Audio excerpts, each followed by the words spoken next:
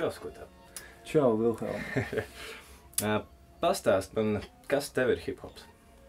Pirmkārt, hip-hops ir kultūra. Plašākā mērogā var teikt, ka hip-hops ir subkultūra, bet es esmu pārāk iedziļinājies tās uzbūvē un tās izpausmēs, lai to nosaukt vienkārši par subkultūru, tāpēc es to saucu par kultūru. Plašākā kultūra vēsturiskā skatījumā laikam to būtu korektāk saukt par subkultūru, bet es to saucu par kultūru. Tas nozīmē, ka hip-hops man ir ieaudzinājis zināms uzvedības modeļus, zināmas ētikas normas, uztver par cieņu, par mīlestību, par uzticēšanos, par dažādām lietām. Tas ir no vienas puses. Un otra puse, tas ir ārēja izpausme citos cilvēkos. Tas ir, ka es neesmu viens, es esmu kā vesels cilvēku kopums, un es esmu daļa no tā kopuma. Es teiktu tā. Hip-hopā ir diezgan savādāka situācija kā pārējā mūzikā, proti izpildītāji ļoti bieži darbojās apvienībās. Tev arī, tu esi bijis apvienībās PSC, PKI, savs ir savs. Kāpēc tavuprāt ir tā un kāpēc MC kaut kā izvēlās apvienoties šādās apvienībās? Zini kā, kad tu esi kolektīvā, tad kolektīvā radītais darbs būs, lai cik MCs kā solo izpildītājs nebūtu interesants, kolektīvā radītais darbs noteikti būs daudzpusīgāks. Un klausītājiem visticamāk kaut kādā ziņā arī interesantāks, jo tas būs tā būs viens tēmas apskatīšanās no dažādiem aspektiem. Tie būs viena stāsta izstāstīšana no dažādu autoru redzējumu. Un tā. Bet viens no iemesliem, kāpēc izpildītāji apvienojas kaut kādos grupējumos no MC, arī tāpēc, ka kopā jau vieglāk ir kaut ko izdarīt. Vienam jau ir sarežģītāk. Jā. Kā tu nonāci hip-hopā? Tu darbojies jau diezgan ilgi. Bija kaut kādā 2005. Gadā šķiet bija pasākumi Hamletā. Jā, pasākumi. Jā. Pēc tam bija arī dažādas apvienības, dažādi pasākumi un tā tālāk. Kā tas vispār viss sākās? Kā man tas viss sākās? Man tas sākās 2000. Gadu sākumā. Lielākoties pateicoties manas pilsētas skatiem, tas ir ST albums, kas būtībā parādīja ne man vienīgajam, bet ļoti daudziem maniem kolēģiem, ka reps skan arī latviski. Un es nezinu, es kaut kā, man dzīvē ļoti paveicies ar cilvēkiem, kurus es esmu saticis.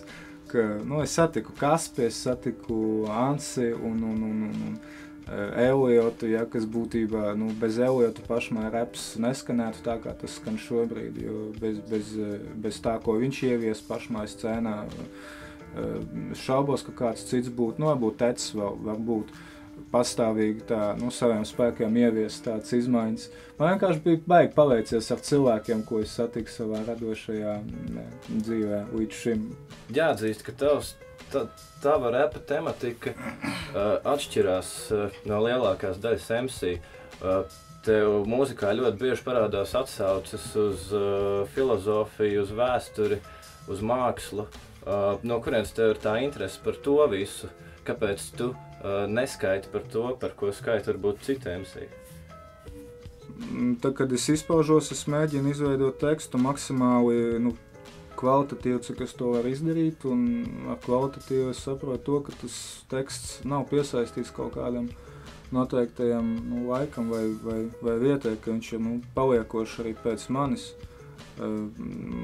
Es nesēžu, un kad es veidoju tekstu, es nesēžu un nedomāju, ka man speciāli vajag kaut kādu atsaucu uz kaut kādu vēsturisku notikumu vai kaut ko tādā garā. Tas parasti notiek dabiski. Bet tam, lai izdomātu kaut ko interesantu, lai tekstā izveidot kādu interesantu metaforu, reizēm ir nepieciešams kāds vai vēsturisks konteksts, vai kāda autora, kas palīdz izveidot to vārdu spēli tekstā. Bet man tas galīgi nav, primāri, man tā vienkārši dabīgi sanāk. Kā ir, ja mēs nedaudz pieskaramies tam dziesmu radīšanas procesam, tev ir nepieciešami kaut kādi īpaši apstākļi vai kaut kāds tāds ārējie fiziskie vai prāta stāvoklis, vai arī tu vari radīt mūziku principā jebkad? Vai ir tā, ka, teiksim, nedēļām nerakstās un tu neradi jaunu? Nerakstās. Es esmu tas gadījums, par kuru nevar teikt nerakstās. Vai rakstās, jo manī nav absolūti nekā no talanta vai no kaut kāda, ģenialitātes, kā tāds, kā iedzimtas kaut kādas īpašības. Tāpēc es tādu vārdu kā nerakstās esmu jau sen izslēdis no savu vārdu krājumu. Kad man ir jārada, tad es sēžu un rakstu, un kamēr es neesmu uzrakstījis, es neko citu nedaru. Ja es esmu piesēdies pie dziesmas radīšanas, tad es viņu radu par spīti visam. Vienalga, vai es varu, protams, nosēdēt mēnesi un es varu nosēdēt stundu, tas ir kā kur reiz sanāk, bet tas absolūti nav par mani, ka, teiksim, piesēdies šodien, nerakstās, piesēdies rītdien, nerakstās, piesēdies parīt, varbūt uzrakstīsies. Tas ne, tā ir vāja cilvēku domāšana, es ar tādu principu nerakstu. Cik svarīgi tev ir izpildīt mūziku dzīvē? Tu varētu dzīvot tikai ierakstot mūziku un palaižot ierakstus tautās? Vai tev ir svarīgi arī pasākumi un tā tālāk? Protams, ka ir svarīgi arī dzīvais kontakts, jo hip-hops ir tad, kad satieks divi cilvēki. Tad, kad viens cilvēks sēž istabā un raksta, tad tas ir tikai viena no darbībām, tā ir, ko vajag izdarīt, bet hip-hops rodas tad, kad notiek komunikācija ar cilvēkiem. Protams, ka šobrīd laikā, kad ir sociālo tīklu iespējams vairāk nekā viņi vajag, un kad visu tavu mūziku var noklausīties internetā,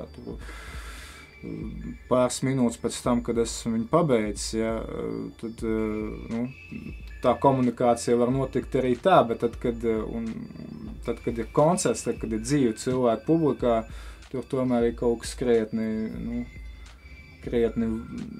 vairāk no tā, ko man vajag, kad es radu mūziku.